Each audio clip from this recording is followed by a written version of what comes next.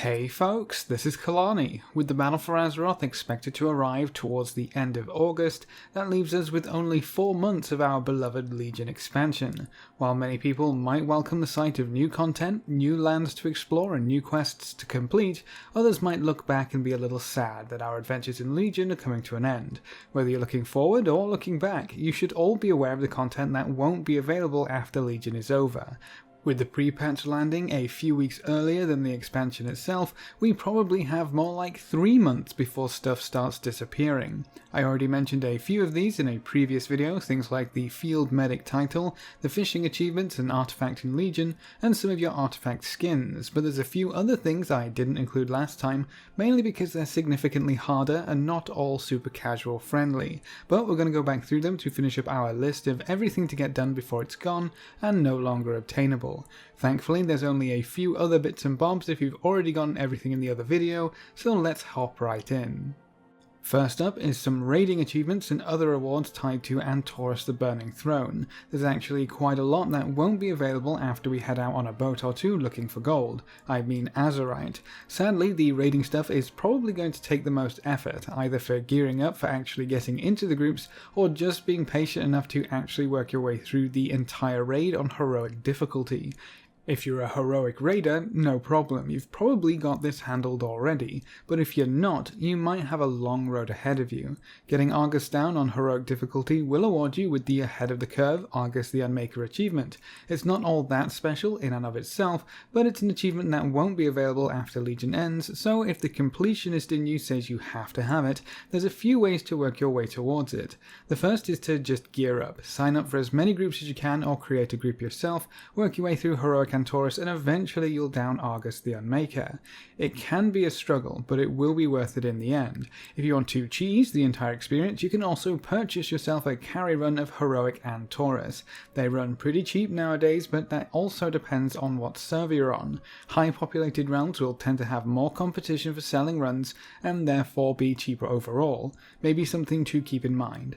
There is another way to get your hands on that achievement though, and it's tied more to another reward you get for killing Argus on heroic difficulty. When you kill Argus on heroic, it has to be heroic, this doesn't work on normal, you get a quest item which you can turn into Khadgar and receive the Violet Spellwing mount. You might recognize this cool little birdie, it's very similar to the ones that Khadgar sent us down to the Broken Shore on. It's a really nice mount and there's only one way to get it. Kill Argus on heroic. This quest will also be removed when Battle for Azeroth pushes Legion out of the way, so if the Ahead of the Curve achievement wasn't worth it on its own, maybe this mount will entice you to put on your raiding pants and try to get that ever-elusive Argus kill.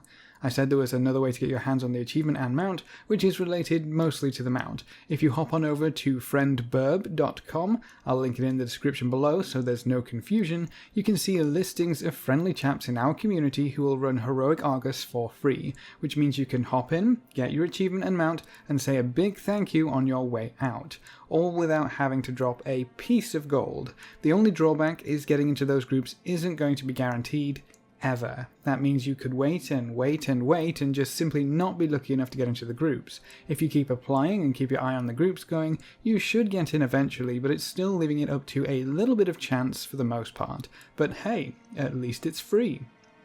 If you want to really jump off the deep end, you can head into Mythic Antorus. Once again, there's an achievement waiting for you at the end. Cutting Edge Argus the Unmaker. Getting through to Mythic Argus is going to be significantly harder than Heroic. The entire raid is a huge step up in difficulty. Getting there the hard way would be to join a raiding guild that's well progressed and will end up working on Argus sometime soon. A round of nerfs did just hit the last bosses on Mythic, so a lot more guilds are able to kill Agramar now and actually get to Argus, which should be a great help, and on top of that, if you really wanted to try and pug your way through Mythic, it's now available cross-realms, so you're not limited to just your own server.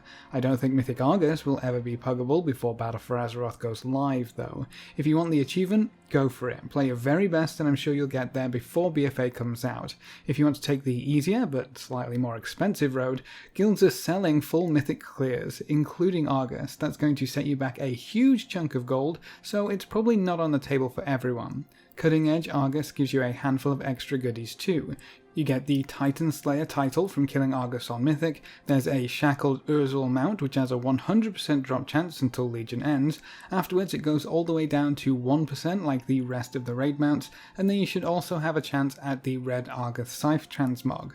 Most of the rewards will remain, but they'll be significantly harder to obtain until we can solo Antorus the Burning Throne on Mythic difficulty. Speaking of mounts and drop chances, the Fiendish Hellfire Core that drops from Gul'dan on Mythic difficulty is still up there at 100%, and that's in the Night Hole. That means if you can get a group together and can get Gul'dan down, which isn't all that difficult anymore if you know the fight, you can pick up one mount per week until the pre-patch goes live. That's at least 12 or so mounts if you start today, which might not cover all of you, but it's still way better than waiting for it to go down to a 1% drop rate like all the rest and trying after the fact.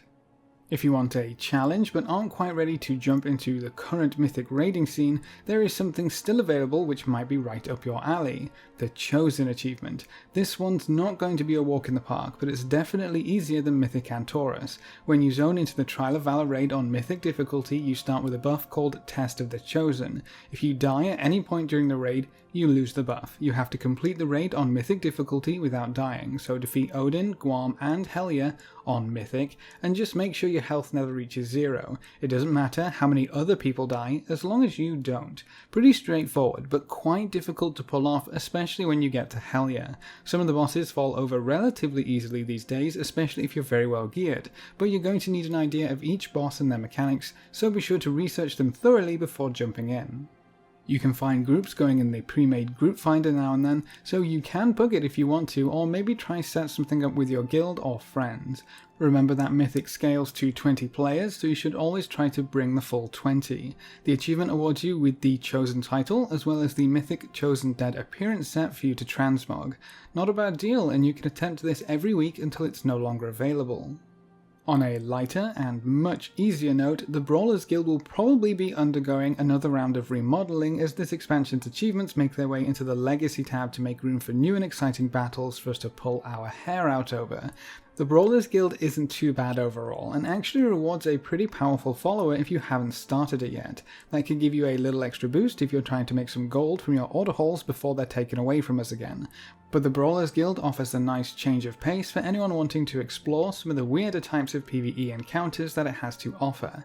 Special rules, special abilities, and just a whole bunch of craziness all crammed into a tiny arena for you to run around while trying to survive. Quite a few things changed since the Brawlers Guild first opened. You can queue into a solo brawl, support your fellow brawlers from the sidelines, and you can even get pulled into a raid brawl, where everyone in the queue is dragged into the arena to fight a stronger opponent. It's a lot of fun if you're a little bored of the usual pace of the game, and you can grab a handful of achievements, pets and mounts before they're maybe removed in Battle for Azeroth.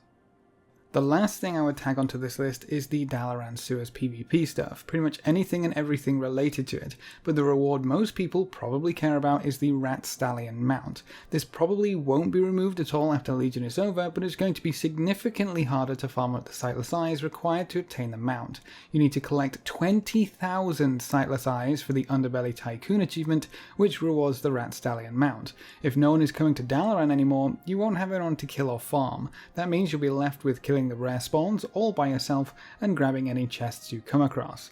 At least you shouldn't have any competition for the chests though, at least there's a tiny silver lining on this one. If you're looking for a few things which are a little easier that don't require a lot of raiding, you should check out the other video which I'll link in the description below. That one covers things like artifact appearances from Mythic Plus and the Mage Tower, fishing rewards in Legion, the first aid achievements that are disappearing, allied races, and leveling up some alts. It's a lot more of a chilled out deadline video instead of suggesting you grind your face against Argus on Mythic difficulty. But hey, if you want those achievements and titles, you gotta get serious. But don't feel like you absolutely have to go out of your way to get all of this done. You don't have to pick up every little last reward if the effort isn't going to be worth it for you personally. It's okay to not have cutting edge if getting it will drive you away from the parts of the game that you enjoy and have fun with. Try to keep yourself a little busy in the short interlude we have before Battle for Azeroth, but don't go crazy and burn yourself out. We have new content on the horizon. It would be a shame if you're tired of WoW by the time it reaches our shores. And that's it for this video. Are you working on any of these achievements before Battle for Azeroth goes live? Or are most of them just not worth the hassle? Leave all your thoughts in the comment section below. below. A big thank you to all of our supporters over on Patreon. If you want to hop on that train, you can find a link in the description below. Remember to leave a like just below the video before you leave, and if you want to see more, make sure to subscribe. But apart from that, thanks for watching folks, good luck and have fun, and as always I will see you next time.